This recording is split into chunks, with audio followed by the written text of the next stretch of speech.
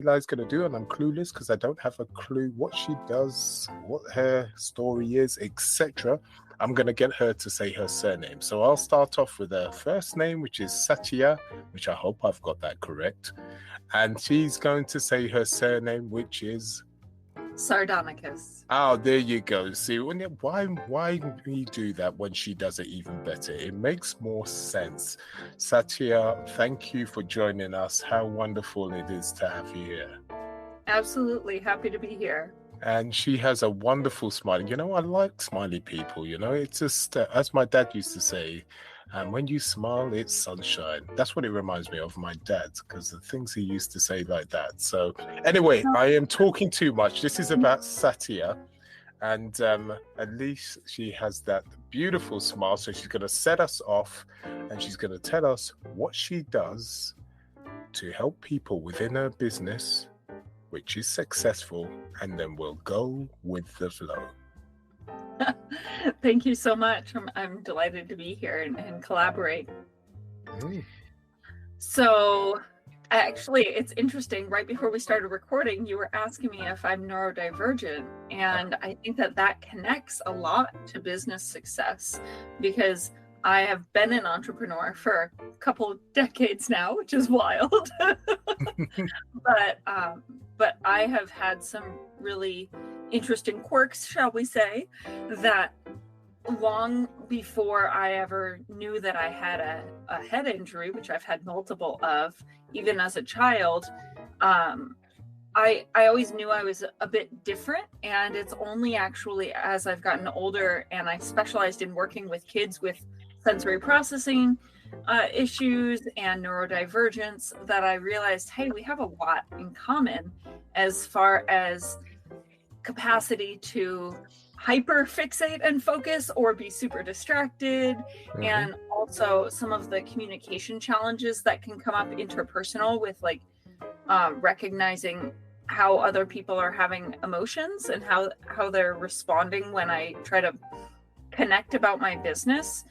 But it's interesting because whether my quirks are my personality or neurodivergence from pre-trauma or a result of the head traumas that I've had, regardless, finding a way to navigate that. I mean, I think, I don't know, I don't really like the idea of being stuck into a box of like, oh, you have this diagnosis, you are this, especially there's a stigma that comes around with saying like, oh, you're different and that's therefore not, that's sub in some way, right? Yeah. Like less than. And I actually think that like I struggled with the hypersensitivities I have for a long time. And I think actually that our sensitivities are a superpower. You know, I like to think about it like spidey senses, right? That I'm hypersensitive to lights and sounds and smells and things like that. But that also, I think, makes us more, have a greater capacity to serve people in business because I can really understand the pain points that people are experiencing, having had those hypersensitivities myself. So you asked about, now let's see, I also talk a lot and I can't sit still, so I'm going to be moving along. I don't believe you, Satya. I don't believe you. This is what I'm saying. Like, it's interesting because we often think that we're like the only people that have these challenges because we don't talk about them a lot. And that's why I love you have this podcast to really highlight like neurodivergence in business, because it's a conversation that really needs to be had, and to say, well, how do I become less, for me, it was how do I become less reactive while maintaining that sensitivity? Because a lot of times we're trying to numb it or make it just stop. Like it's just all too much. Like the world can feel like way too much. Maybe it's just me, but I don't think it's just me. I know there's a lot of us that have that experience. And what I've noticed is that personally, and also for my clients when I've helped them with this, the thing that has been the most useful is how can I help my nervous system regulate itself better so that I'm not so reactive and I don't have to just numb, because you can't selectively numb. If you numb yourself from the sensory sensitivities, then I'm also numb from experiencing joy and love and connection. And so the solution really comes in nervous system regulation. And that can happen a lot through the body. There's a lot of like psychology that's trying to help us say, well, this is how you be less stressed. You need to meditate more, for example. It's like one of the common ones to try to find calm. And I'm like, I don't know. I think I just need to learn how to flow better. And turns out that when we get the body structurally more fluid and having a greater capacity to move, then that actually mirrors into the neurological resilience. Okay, but I still don't know what business you do. Well, I'm a doctor, for one. Oh, there you go. We got there in the end via Disneyland. She's very similar to me. This is why I try not to speak too much. So you're a doctor. All right. Okay, let's go there. Yeah. So you're a doctor that does what exactly and helps who exactly? So I created Neurofascial Flow Method, which is a body-based somatic technique to release the stored tension and stress and trauma that can be held in our physical body, where we get stuck in the body, which usually people think about as like, oh, that's relevant if I have neck pain or back pain or something like that. But it actually mirrors into neurological resilience because of the receptors embedded in the body that tell the brain whether you're in danger or whether you can be relaxed. And so I developed this method to loosen up the stuck places in the body, but doing it in a way that doesn't trigger the nervous system, because a lot of it causes more nervous system dysregulation, which causes more of the symptoms that then just get blamed on, oh, that's because you're neurodivergent. Oh, that's because you have XYZ diagnosis. But in fact, a lot of those symptoms are the brain just being stuck in this adaptive state.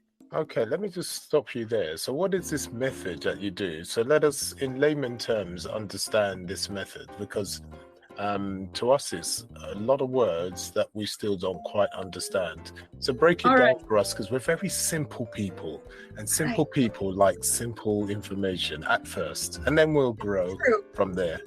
It's true. So basically, your brain gets stuck in alarm mode if it thinks that you're in danger, right? Like we've all had that happen where like you're almost in a car accident, or you think you're out in the woods stranded and you're like freaked out, right? You know, what happens is your heart rate goes up and you get more anxious and you get more like jumpy, right? More hypersensitive. That's normal. But also certain things happen to help you survive if your brain thinks a tiger might attack you, like down-regulating your digestive function. And so then you can have things like IBS or digestive disruptions, where you could have diarrhea, constipation, like you can have just dysregulation, not absorbing nutrients, things like that. And that causes a whole bunch of issues, but that's normal. If your brain thinks that you might not survive a tiger attack, it's like, well, let's take resources away from digestion and put them towards fight or flight, right? But that also means that we're not going to pay attention to hormone regulation. We're going to have more anxiety, more depression, more aggression, also like tendency to get snappy into arguments. And it's like, you know, how many of us, I certainly am the kettle on this one, but like you hear yourself being snappy in fighting with someone that you love, and it's like watching a train and you can't stop it. You're like, I know I'm doing this, but I have no control, right? Have you had that experience? Yeah. And that's normal when you're in a fight or flight response, but we get stuck in that mode. And that turns out, if you can turn that down and your brain comes back into a self-regulating mode, it changes a lot of the physiology. All right, so just let me know, or let us know, I should say, what is the method and how to turn that down, how to regulate it, how to control it. So what is your method that you would do? Just give us a for instance. So there are two primary phases. One is, actually I'm going to back up. ultimately you need to loosen all the stuck places in your body and get back to a fluid articulation. So in the beginning you assess and you're like, hey, do I move fluidly through my whole body, or is there too much tension in different places? And so we start with a bunch of self-assessments that you can do at home, because I don't think you should need to go to a doctor's office to measure all these things.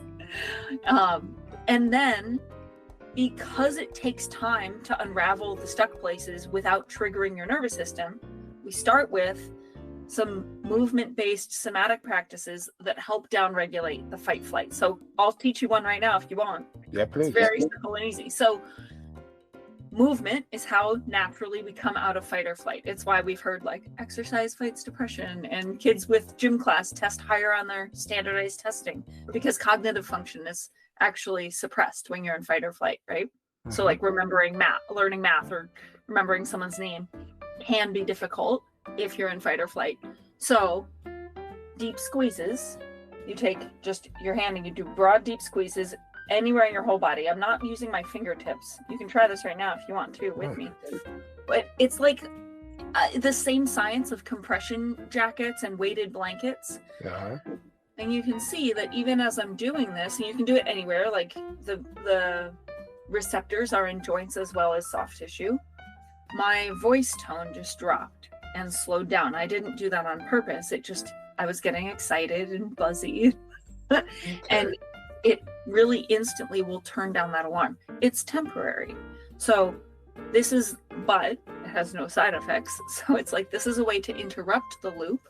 And there's a series of other exercises that I developed that signal safety to the brain by doing gentle movements in the body.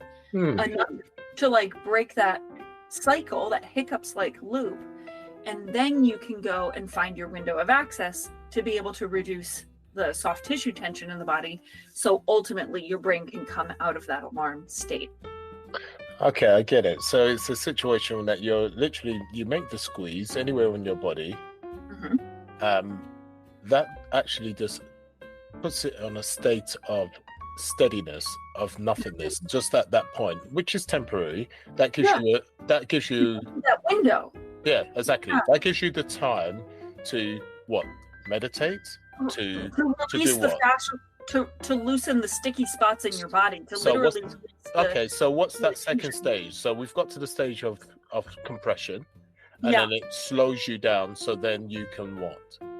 Then you can actually figure out where your body is stuck and loosen it.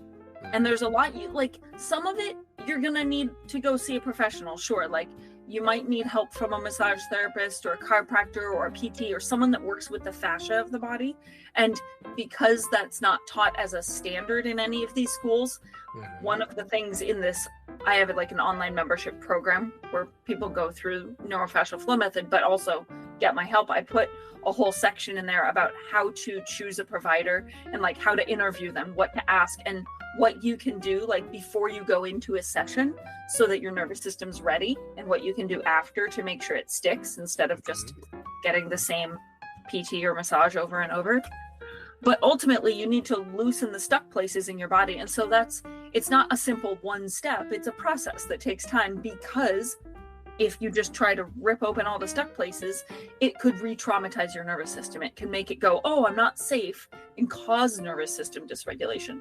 So it's this process, this neurofascial flow method is basically how to unwind the stored tension and trauma in your body so that your brain can regulate itself better when that brain-body communication is opened up. Okay, so, right. Let's say I'm stuck in the shoulder.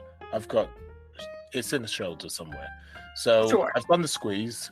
So what's next after that to loosen up that feeling of being quiet?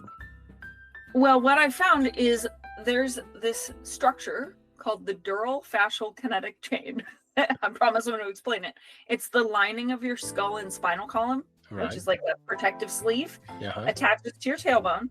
And then there's ligaments that go from your tailbone to your sit bone. And then this fascia, this spiderwebby like material in the body, goes down the back of the legs and into your plantar fascia, which you might have heard of. And like pulling on the edge of a blanket, if there's tension anywhere in that system, Right. then it actually makes it harder. It's like a fight trying to loosen stuck places elsewhere in the body. Yeah, I And get that. so, like if I was wearing stockings and they were falling down, I get that. I can't pull them from the waist. I have to start at the bottom. Yeah, And that's so right. with Neurofascial Flow Method, we always, no matter where the tension is anywhere in your body, we start from the feet and work our way up in order to put slack so that it doesn't feel like a fight. Because oftentimes what's happening is there's like these opposing tight places. I get so it's probably not only in your shoulder. Like if there's tension somewhere, there's somewhere else the body is trying to counterbalance it. It's just the shoulder that's worst. And so you're dealing with, because you gave the energy of the stocking, you stop, but you would pull the stocking. I totally get that. Yeah. I actually, I just did a TikTok like yesterday that was, if you step on a cat's tail, does the tail scream? That's true. Right? So oftentimes, my point is that even though you might be having pain in the shoulder, it might be that the fascia, the soft tissue, is overstretched there, and that it needs to reduce the tension. And there was muscle spasms just trying to counterbalance it. So this might not be the problem area. And so it's really an order of operations of saying, well, first, we get the nervous system to feel safe and actually be receptive to change.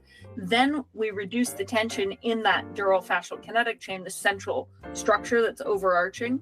And then you go in, and there's different follow along videos in the program where I say, if you have issues with your like headache, or when you are at your desk, you feel more breathing difficulties or lightheaded or things like that, like different weird symptoms, mysterious neurological symptoms that your doctors can't figure out, like fibromyalgia or chronic fatigue. Do you know what, Satya? Let me just stop you there. You know what's hit me? I totally agree with what you do works. And I'll tell you, it's the same thing in life. A lot of people try to pop the pill, or a lot of people they're addicted to something, but they don't deal with the actual issue. And the thing you're dealing with, if I go to someone and I have, and I'm sore in the neck and I'm very stiff, then they'll massage the neck. But you actually deal with the issue, which makes sense. And that's anything to do with life. The reason why we have this nagging pain or partner or something in our body is because of these underlying things, which was a process that's come along, and you're dealing with the issue. And that makes total sense, because it's the same thread that goes through life, be that mental or be that physical. And it is. And very universal. It's that very resonates. It's there's so many methods and techniques and treatments and therapies out there that are just trying to say something's wrong with you. It needs to change. It should be different. This is tight. It should be loose. You're too hyper. You should calm down. You're whatever. And there's a lot of trying to medicate, and or even with natural methods, like trying to foam roll and trying to take supplements and whatever. You can't out supplement fascial constriction in the body, because your body at some point didn't feel safe. Whether that's because you had emotional trauma and abuse, or you've had some kind of head injury, a car accident, you were running around as a kid and fell down and somebody was like, whatever, you're fine, like that happens to a lot of us. But at some point your body didn't feel safe, and we have to help restore that sense of safety. You don't need to be seeing a bunch of, there's so many micromanaging with different specialists trying to micromanage all the different symptoms. And I was raised in a family that I'm very lucky that my parents taught me the body is self-healing. It's self-regulating. It knows how to do things. You're not broken. If you're experiencing distress in some way, or symptoms, or something that is challenging, it's likely that there's a distortion. It's a distortion in how the brain's. It's not something wrong. It's something usually adaptive. And it's like, well, this is why I've had patients come to see me from all over the world, over the past 15 years, who doctors gave up on. They're like, this is just your life. This is how you exist. This is how you have to live. There's nothing that can be done. And I'm like, okay, well, I don't know if that's true, because I don't need to micromanage your symptoms. I need to say, if your brain is not in a self-healing mode, if it's in alarm mode, let's get out of alarm mode and see what happens. Beautiful. I don't know about you, listener. That makes total sense to me, and it's totally logical. Now, what I'm interested in is to find you, from your point of view, how you've become the person you have become, because you're obviously very energetic, very intelligent, very stubborn. I know you're very stubborn too. I am very stubborn. Very stubborn. I refused to accept the limitations. Yeah, exactly. So I was like, bye. So what I want to know, I want to go back, because you obviously dealt with trauma in the past, because this whole situation where you help people and you help them get better, this is due to obviously the starting process of you. So I want to find out where this whole situation started, where your story started. So go way back in the days that you can remember. Eva, how much time do we have? Oh, we have time. We can go deep. We can go deep. So come on, let's talk about where you started. And let's go back from a child, when you may have been awkward, or you can understand certain things, and then you now realize. Let's go back. Let's find out more about you. Let's go back. All right. When I was 7, I was in a car accident where I was sitting at a stoplight, and I was in the middle seat of a truck, so I just had a seatbelt on my lap, not one on my chest, and we were rear-ended at 50 miles an hour, which is about 80 kilometers an hour, I think. And I had 3 herniated discs in my neck and 1 in my low back from that accident. My God. But my dad's a chiropractor, and my mom is a craniosacral therapist trained in osteopathy, and I had excellent care. And as far as we knew, I recovered from that. And when I was 16, I had a very small car accident, 5-10 miles an hour. And I started getting headaches and dizziness and collapsing. And I was told I had adrenal fatigue, worse than my doctors had ever seen at the youngest age. And I started, they told me I just needed to do less. And I was always very quick to anger as a kid. I like my parents were like, I was always trying. They thought I was really very controlling. Like I always wanted to control my environment, control my siblings. Like I got really frustrated really easily, and they thought that's just my personality. Did this? Can I just ask you just quickly? This anger and this control, these different stages of your personality, was this before or after the accident? So it was after. And what's interesting is it wasn't until very recently, actually, like maybe a month ago, I was talking to my dad about this, because I teach doctors how to apply the methods I developed that saved me from needing brain surgery, which I'm now skipping around. So, but in the story, basically, I started getting all of these other symptoms that were more obvious, right? Like previous to that, I had all these sensory things and like control and upset easily that my parents just thought were my personality. But after that small car accident, it triggered me to start getting this headaches, dizziness, nausea. I actually started having hallucinations as a 18, 19. They thought maybe I had schizophrenia. Okay. And I would get electric shocks down my arms and legs. I had muscle weakness. My heart rate would go crazy when I wasn't even moving. And when I was 26, I went for an MRI that they were looking for multiple sclerosis in my brain, thought I had MS. And they were like, oh, actually, your brain's herniated out the base of your skull. And we think that happened in that car accident when I was 7. And my dad was pointing out, he's like, wow, a lot of the things, because we thought I was asymptomatic until I was 16. Like that's when I started getting the headaches and stuff. But we realized together, he was like, actually, I think a lot of the stuff that we thought was just your personality was actually a result of that head injury, and we didn't realize it. And what's crazy, Eli, is that 1 in 20 people with neck pain and no history of head injury have some degree of brain herniation. And if you've ever had a concussion or whiplash, it goes up to 1 in 4 people. It's so freaking common. And you know what it gets misdiagnosed as? Fibromyalgia, chronic fatigue, functional neurological disorder, POTS. Really? Yes.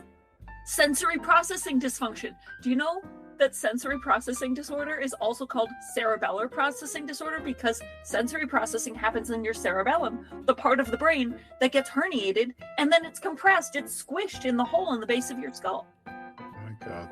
And it gets missed by most doctors because, first of all, if you're upright versus laying down, it changes the position. Most MRIs are laying down, so they miss it completely. Yeah, of course. And they only want to diagnose it as a problem if they see more than 5 millimeters of herniation. But any amount of herniation causes compression and fluid flow problems, causes a lot of these crazy symptoms, including being more on edge, more hypersensitive, more hyperreactive, needing to control your environment because your brain thinks that you're in danger all the time.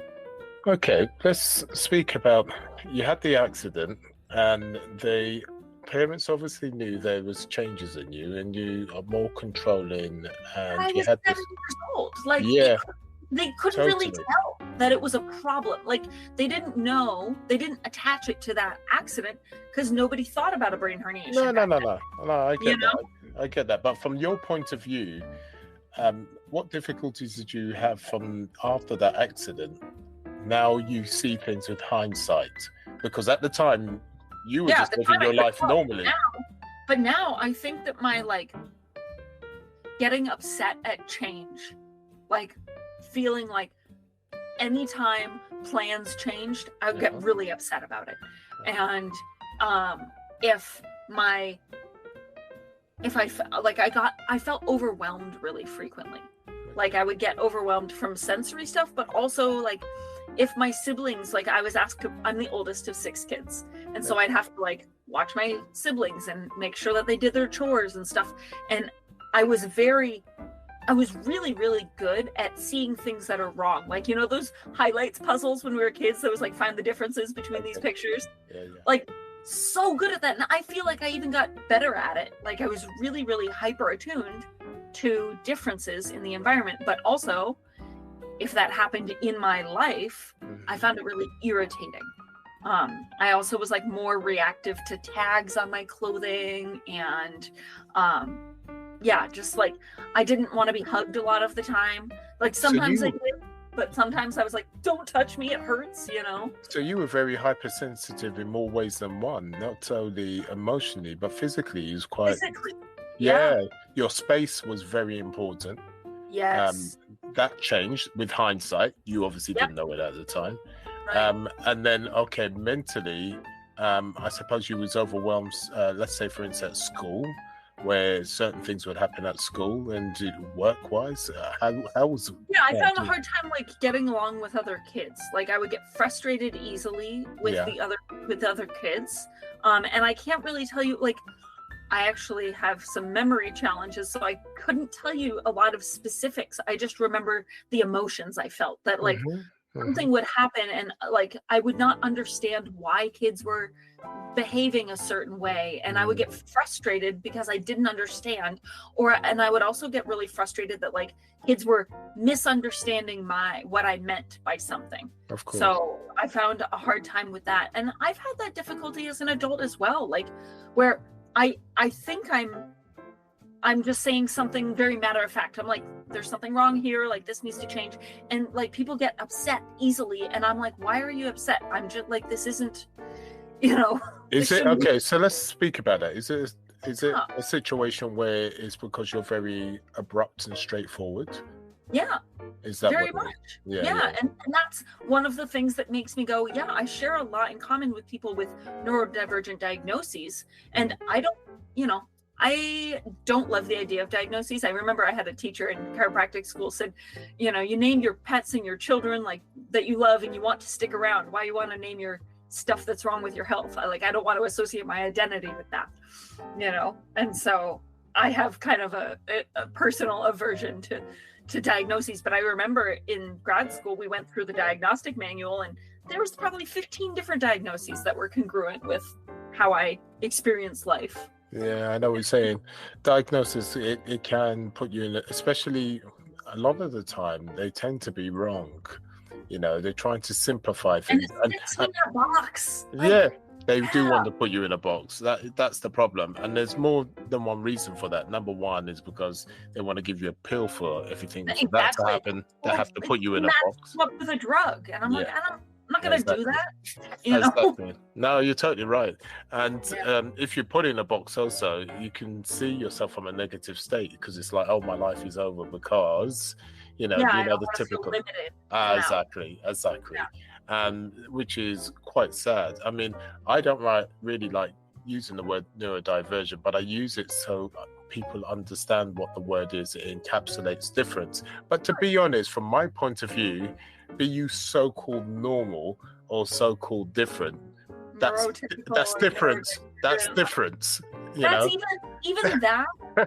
I mean, like, it's a shorthand that's useful, but even that, I'm like, it's not. I think we're all on a spectrum. Yeah, we are. That's why it's called a spectrum. Like, I agree. We have different nuances in our being, and I want to be really conscientious to, like, honor where I have differences and where other people have differences and challenges, and also maintain the, like, fluid adaptability that there is possibility that I can experience life less stressfully, right? When I work with those challenges. Like I said, I didn't want to be less. I mean, for a long time I wanted to be less sensitive, but now I don't want to be less sensitive. I want to cultivate that sensitivity. I just want to be less reactive, So I suppose you're like that right now because you're in a position where you know how to manage and control your emotions. Before that happened, it was overwhelming because you didn't know how to manage and wildly overwhelming and so really difficult to just, like, be out in the world and manage. So let's quickly speak about that. So the managing and controlling, that never happened overnight. That happened over a certain amount of years and going through some hardships. So trying to control those emotions, how did that come about?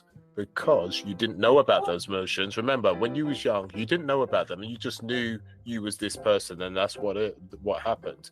But after a certain amount of time, you thought, hold on, I notice that people are quite, they're striked at how I'm so straightforward. They know, and so on and so forth. So you got to that stage. So what broke the camel's back when you realize you had these certain issues? And I'm not saying issues that there's something wrong, you was just different, and you had to manage those issues. So what in those years happened? Think about it. Yeah, I mean, it was really, I am very, I like research and science and understanding. Like, my favorite quote is, magic is just science not yet understood. So I'm always trying to, like, learn more science. That's true. Do more magic, Mm-hmm. And so I really studied a lot about, well, okay, if I'm out of control of my emotions and my state because my nervous system's in an alarm mode, what's the normal physiological way we would get out of alarm? And that led me down this rabbit hole of looking at the proprioceptive feedback that comes from deep pressure and movement, the signals that go to the brain. And so I was like, well, how do I do that? Because most exercise actually hurts, and I can't do a lot of it. And so that led me to just experimenting with different movement styles from my background in yoga and dance, and kind of combining it with neuroscience to say, well, what exercises, like, how can I move my body in a way that signals safety to my brain? Because if my brain feels safe, then I'm less reactive. And it really all comes down to not just psychological safety, but also somatic safety, physical safety. And that was kind of the path that I went down. But I never knew it was a situation that you was hurting. So is this something that was an issue? It's not about physical pain. Like, yes, I had physical pain, but it's not the physical pain I'm talking about. It's the physical stuckness, which you might not even feel. And it will still send alarm signals to your brain, even if you have no pain. Mm. Explain the stuckness, because I'm not quite getting that. So explain it even more, because you said physical. Your joints are jammed up, right? Your muscles are tight, and your fascia is stuck to itself, to the muscles, to the organs, that there's fascial adhesions in that spiderwebby material fascia that the whole body is suspended in, basically. Okay, so it is physical that you're talking about.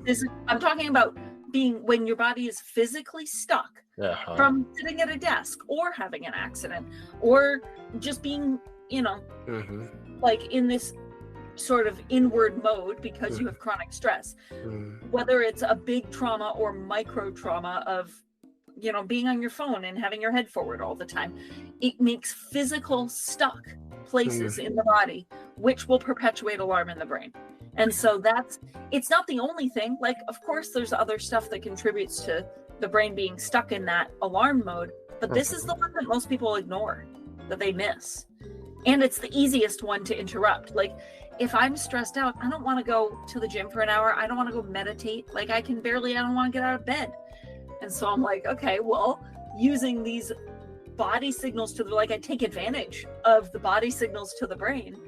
And that's how I built these methods for neurofascial, like all these different somatic practices. And there's different ones because maybe you don't like this one, but you like this one, or your body, this one doesn't feel comfortable in your body to do, but you can do this. So I made a whole bunch of different ones that people can use that immediately interrupt that loop. Okay, so you started studying because you love studying, and then you decided to study about the body because obviously it's something that affected you all your life. Yeah. And so that's how that came about. And you focused on that. You healed yourself in more ways than one. And I say more ways than one because it's not just the physical, but it's also the mental. Absolutely. And so while doing this for yourself, because you had lifelong issues, you then thought to yourself, you know what, I can do this for everybody else. It's possible. I've found out a way that helps and I'm going to do it for everyone else. So was that a conscious thing when you were studying about the body that you was going to help everyone else, or was it just you was conscious that you wanted to do it for you? You love studying. I'm quite curious about my body. Let me do this. Well, I went and studied chiropractic before I knew what was wrong with me. Okay. That diagnosis happened while I was still in school. But I chose to specialize in working with sensory processing and neurodivergence, actually. I worked mostly with kids with autism, ADHD, dyslexia, schizophrenia, Tourette's, like a lot of different types of neurodivergence. And what happened was that I noticed they had a lot of the same symptoms I did. And I knew that I had trauma that I came through, and also their parents who are super stressed out trying to take care of atypical children that they can't figure out what's going on. And I was like, oh, it's because we're all stuck in that chronic alarm. And that's when I was like, I got to teach everybody this. And there's a lot that I could do in my clinic, but I was like, the majority of the results are coming from things I teach them to do at home by themselves with each other, like parents with their kids, or you do it to yourself. And so it's like, I gotta get this out far wider. People shouldn't have to fly from all over to come and see me because the majority of the results come from stuff you can do at home. Okay. That sounds really good. So you wanted to span out a bit more. You wanted to help far more people, and you thought, well, how can I help far more people? Because I can't do it just by doing one-on-one all the time or group settings within a room. And so, well, I want to do. Yeah. So you then span out by doing it online. Yeah. So I was teaching it actually in live group settings for several years, and because I like data, I collected data on sleep, anxiety, cognitive function, social engagement, and chronic pain. And we saw, on average, an 80% improvement in those metrics, the quality of life metrics, with people just going through this program who weren't even my patients. Right. And I published that several years ago. And then but I had my assistant video me teaching those classes. And I took all the best videos and then I actually made some more so that it would make sense in an online thing. And now it's in an online platform that's just, there's a monthly membership that's literally the most affordable way I've ever been able to offer my help, because that's something really important to me, is I want this to be accessible to as many people as possible. So that actually just launched earlier this year, and it's been so exciting seeing people from literally all over the world go through this program. And I just had someone say, oh, I did my nervous system measurement and it's already improved like 70% in 3 weeks. Wow. So yeah. That sounds amazing. And to be able to be in a position to try and reach out to as many people as possible, that's a wonderful thing to do. So how long did it take you to go through the process of healing yourself? Is that the right thing to do? It is healing yourself. Yeah, I mean, that's a really difficult question, because I have had multiple additional head injuries. Have you? So How? Well, when I was most of the way better, probably it took me about 5 years from the time I was diagnosed with that brain herniation through the time I'm going to tell you, which I was back to running. Like I told you, I couldn't go more than 5 feet without collapsing. I was back to literally jogging again. And I didn't have to wear earplugs to be out in noisy places anymore. Like I was doing so awesome. And I was rear-ended again at 50 miles an hour in a stopped car. My God. And it re-herniated my brain, and it's gonna make me cry. It was so frustrating. It just made everything worse than it even was before. And this time, something really scary happened, which is before, it didn't affect my cognitive function at all. Like I went through my doctoral program very easily. I'm one of those annoying people that doesn't have to study and still comes in and does really well on exams. But after the car accident when I was 30, I first of all had to wear earplugs 24 hours a day, even to sleep, because my voice in a whisper was enough to trigger so much alarm. My heart rate would go up so high I'd almost pass out. So I became so sound sensitive, worse than ever before. But my brain function kept declining and declining. I had to have my dad help me figure out how care plans for my patients. I had the muscle memory. I could still do the physical work, but I couldn't think about care plans. Yes. And it kept declining. And about a year and a half out from that accident, I was down to 25% of my cognitive function. We thought I was going to have Alzheimer's by 5 years ago, actually. Yeah. And I learned about some metabolic pathways that get disrupted when your brain is in alarm for a long time. And there were some supplements actually that helped bring my brain function back online. But that's when I had to figure out how to do a lot of these methods for myself, because before that, there was no DIY version of this work. Okay. It only happened because of that accident. So like we were saying before, I would go through all of these traumas again, because even though they set me back, I learned new things every time. I learned how to do the fascia work, the releases on myself instead of somebody else, so. And then when your brain is sticking out, you're more vulnerable to concussion. So I've had 20 concussions, Eli, because I will bonk my head getting into the car, and because my brain's sticking out, that gives a brain bruise a lot more easily because it's crowded in that base of the skull. Right. Whereas somebody else wouldn't get a concussion from that. And so the thing that, when you talk about healing, it's not that I don't have any vulnerabilities or symptoms or difficulties. It's that I have learned how to flow, how to have more structural resilience and neurological resilience and emotional resilience, not to never get stressed or knocked off kilter, but now I have the tools to be able to restore that fluidity, because when we have trauma, we brace, we splint, we freeze. And that causes the brain to stay in alarm as long as you're frozen. And so Neurofascial Flow Method has been all about, how do I restore the fluidity? So now, if I hit my head, which I did, I had a concussion maybe 4 months ago. It was mild, but I did.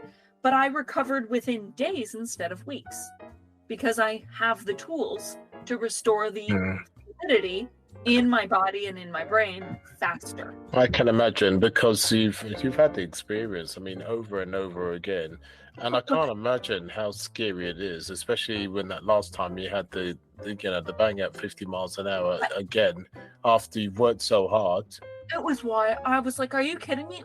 I remember one conversation where somebody said something to me about a cat, and for about 30 seconds, I didn't even know what part of speech the word cat was. Like, I had major cognitive deficits.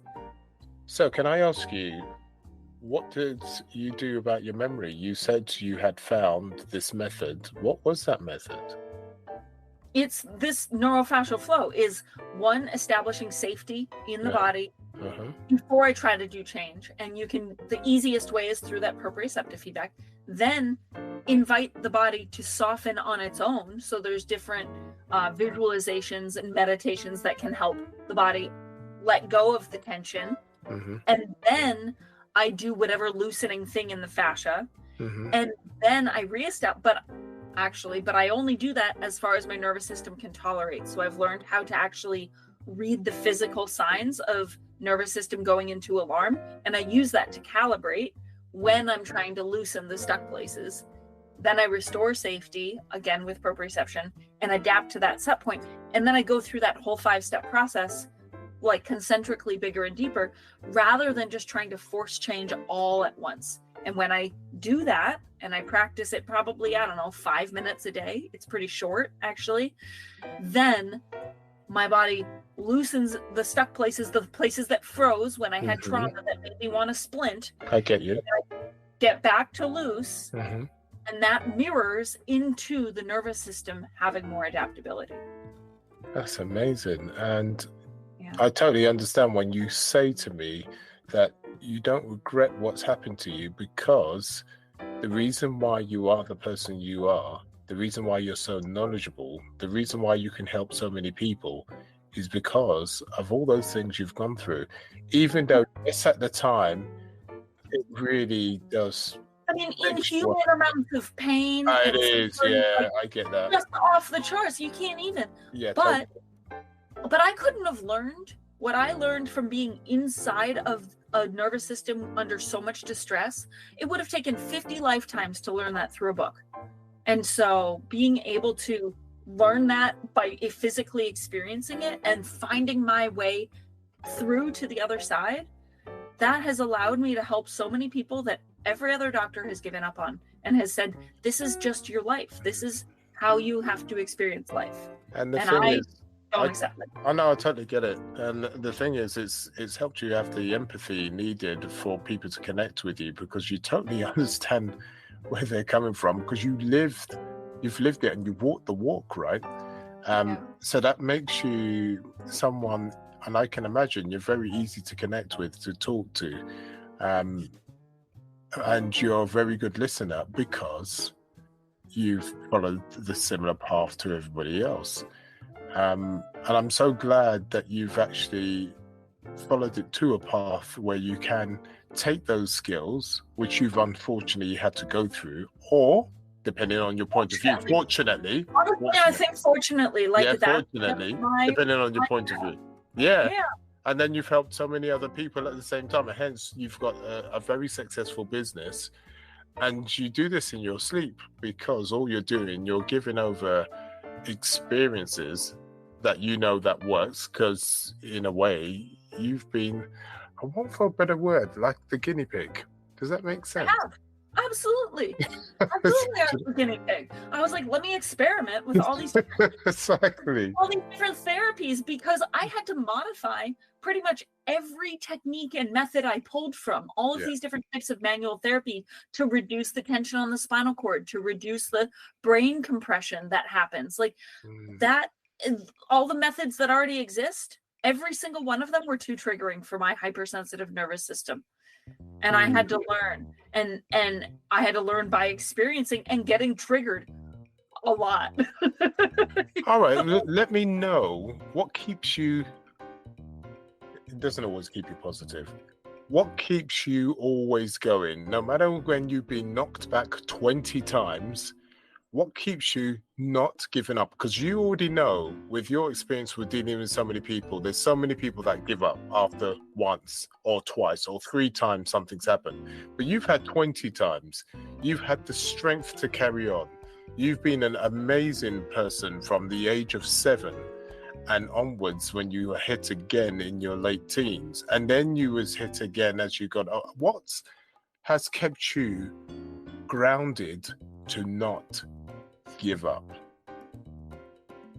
My family, who instilled in me a deep knowing that my body can heal, that there is intelligence, that I went from a fertilized egg to trillions of cells that all know how to do their job without anyone telling them what to do, least of all a doctor. And the same intelligence, like, Eli, have you ever held a brand new baby? Definitely. And you look at that baby and you're like, holy shit, excuse my language, Yeah. but like, it's a miracle, like, Yeah. this little baby, like, but here's what you forgot. And my family reminds me when I forget, you are still that same miracle, but even more so because you've lasted this long. And no matter what pain and dysfunction and suffering you're experiencing, the intelligence that grew you from a fertilized egg to all these cells is still there, is still working, is still doing its best. And to honor and remember, like, the intelligence is there. And if you're religious, you can think of it like a piece of God. And if you're not, it's still freaking magic. Like a cup of water out of the ocean. Like, you have this innate intelligence. I have this innate intelligence. And rather than trying to micromanage it, and this is what my family has been able to remind me when I lose my way, because I certainly have been in the depths of wanting to give up, especially in my early 20s. That happened a lot. I can see that. Is that reminder that, like, the intelligence is still there and it's still doing its best to help be self-healing and self-regulating.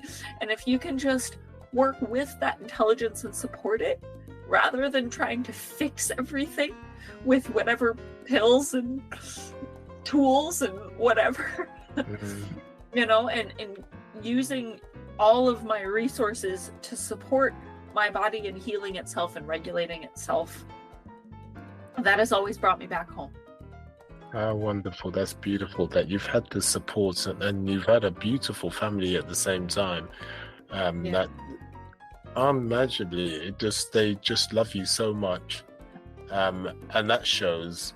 And I'm so glad that you came on this podcast and shared your sensitive story, because you could have just shown us just the surface. But you've gone a bit lower than that, and I really appreciate you. And the reason being is because it just shows that other people there are, and you've met these other people, right? They just want to give up. They're listening right now.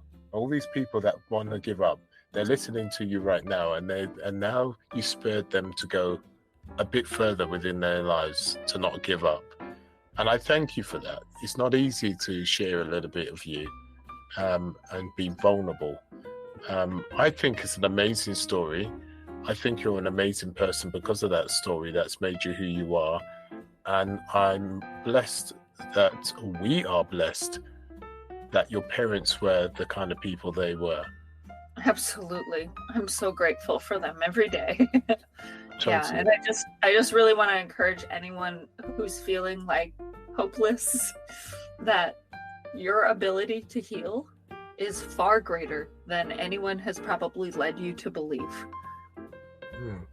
It really is. I put a line in the sand, but my spider senses are tingling, and when they do that, I need to ask questions. So you had this support from your parents, but how did it affect your other relationships when it came to friendships, romantic relationships, all those practical things in life? Because I suppose you always felt like you 6 steps forwards and then 3 back. How did that affect you? Well, I mean, certainly I've had my interpersonal challenges over the years, but cultivating a community who allows each other grace. Like, I have relationships in my life, not just my family, but also friends, relationships where we know that the body is self-healing, that we connect at the heart level and say, I know who you are, and I recognize and I know that alarm in the brain changes how you distorts perception. And so we allow for misunderstandings and clarity to arise, because we know that there's adaptive states that are happening that are influencing communication, for example. And to not just say, oh, whatever, you're interacting is at face value. No, we know, and I curate my relationships. If somebody doesn't already know that, that's something that I learn with them together, and we grow together in that way, to say, hey, these are things about how the nervous system functions that's important for us to know in order to allow each other some grace in our relationship. And that's, being in community like that, where people are on the same page, is massive. That's actually, that's literally why I created the Inside the Chrysalis as a community, rather than just putting this online course and saying, hey, people go take this course. Like, having a community of people who understand what these distortions in the brain look like and how they affect our interpersonal relationships, and having people who really see you for you and recognize that you are not being mean or abrupt or whatever it's an adaptive state, and being able to recognize and understand that neurology and having that in a community, it's just a game changer. Now, the reason why I asked, because a lot of people seem to make judgments on other people because they can't quite see their so-called disability. Yeah. Right? Yeah. Right. Absolutely. Does that make sense? Right. So I can imagine, and this is why I asked about your relationships, be it romantic relationships, be it your friendships, etc. Now, your parents, they love you no matter what, because they're your parents. That's one thing. But the dynamics of friendships and romantic relationships is another thing, especially when they can't see blatantly the disability. If you had a broken leg, if it was falling off, that's easy, right?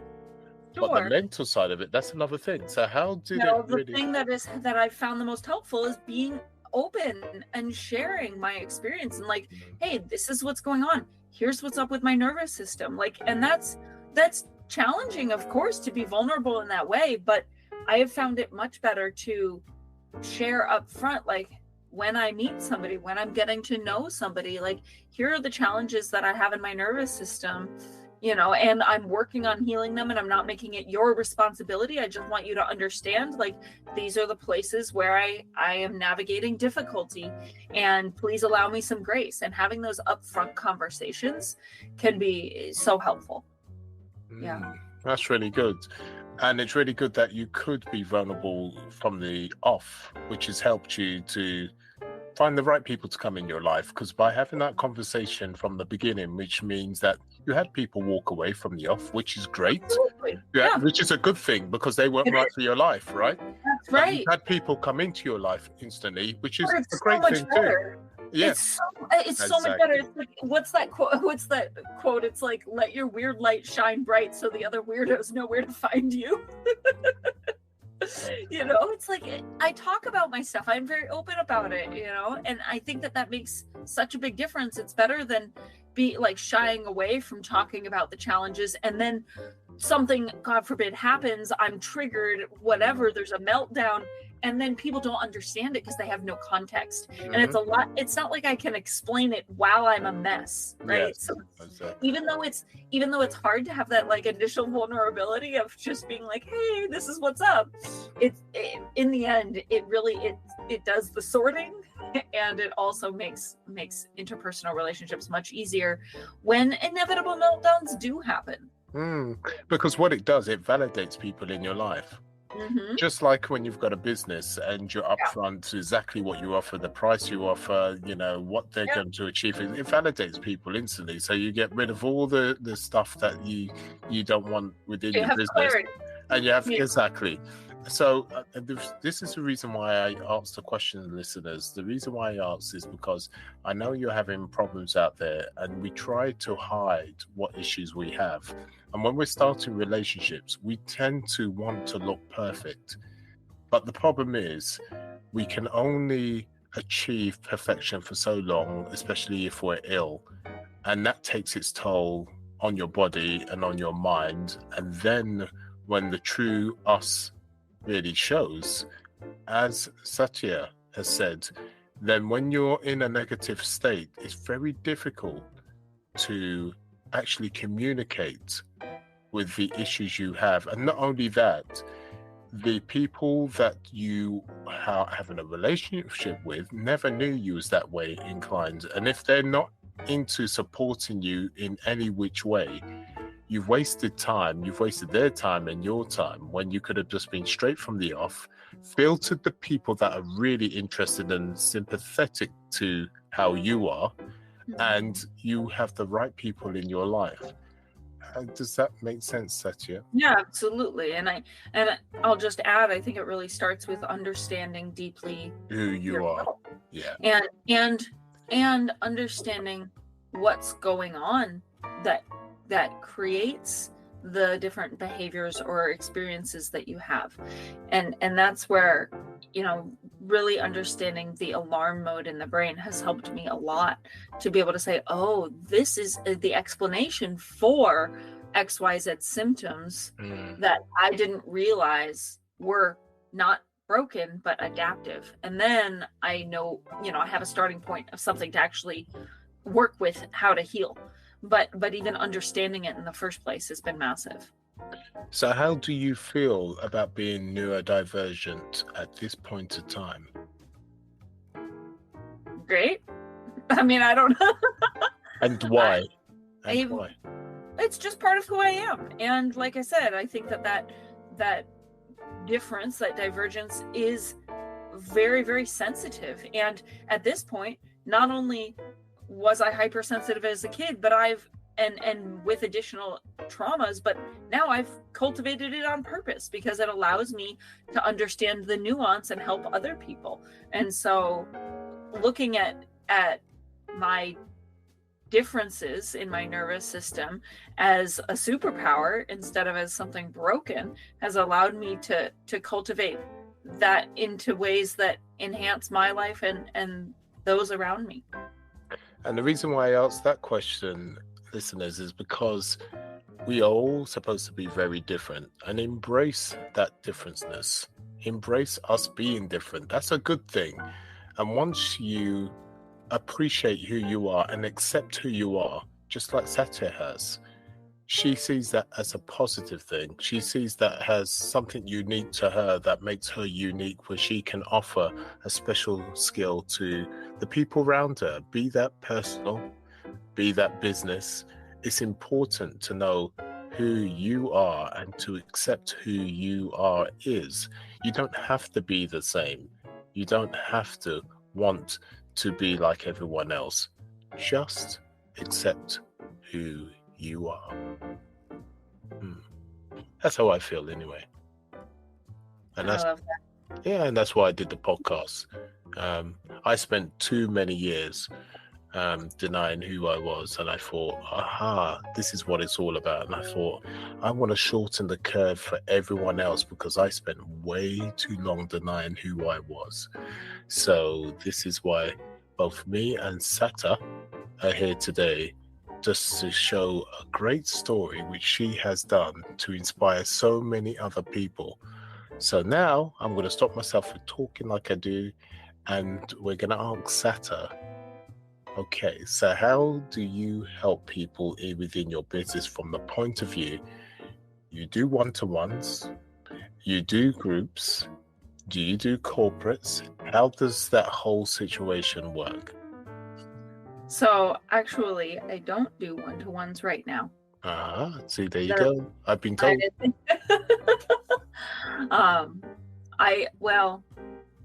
On a very case-by-case basis, if somebody has already gone through the Inside the Chrysalis membership and gone through learning and integrating Neurofascial Flow Method and they're still stuck, I do one-on-one calls within that program to help people like break through a specific stuck point. Okay. But the majority of what I do is actually train healthcare providers, and I'm working on elevating the standard of care right now. So for individuals that are suffering with difficulties in their nervous system dysregulation, Inside the Chrysalis, my online membership community, is absolutely the best way to get help. And it is literally the most financially accessible and the way to get access to me.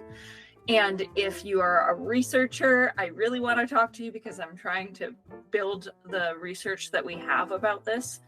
And it's mostly about training healthcare providers. So that's really where I'm at right now, is the way to connect with me. If you're a healthcare provider or you have an organization of healthcare providers, I would love to come and share this information, because there are so many methods that are really helpful out there, but they're not ensuring a container of change receptivity first. And this can help really elevate a lot of these healing methods to being more consistent and working with people who have neurodivergence, who've had trauma, who have some kind of nervous system dysregulation.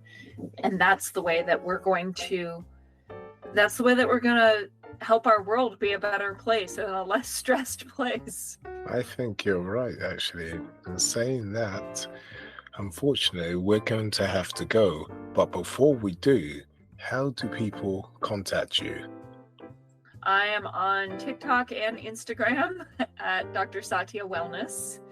And I also, do you have a place where we can put a link for people? Of course. Yeah. I can share with you the link for the Inside the Chrysalis community as well. That's really the best way, is to dive in and start actually healing, right? Because it's one thing to hear about it and one thing to go, yes, that makes sense theoretically, but it's another thing to actually start. And I know that it can seem challenging to start something new. That's why I've literally made it. I'm like, look, you can do it for just a month if you want to. Like, it's so easy to just go and watch these little 5-minute videos and start one little practice and build it.